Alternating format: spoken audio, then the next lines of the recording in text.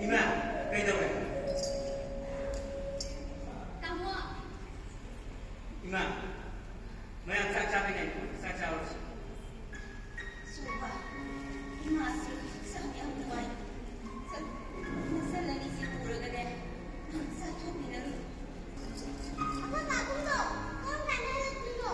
Tak tunggu lagi. Tunggu tu boleh. Suba, napawag ako. Kaya pamulga, niramdan. Wow, kadang niramdan ako. Himanang to, labi ko ibaninan. Napawag ko na iyong sumam. Wow, kadang niramdan ako. Mabeso ko. Ima, Aisha, pabung doya bersih. Pabung ngecat ke harga. Mata ayu di cecerung dalam bisnis. Tama.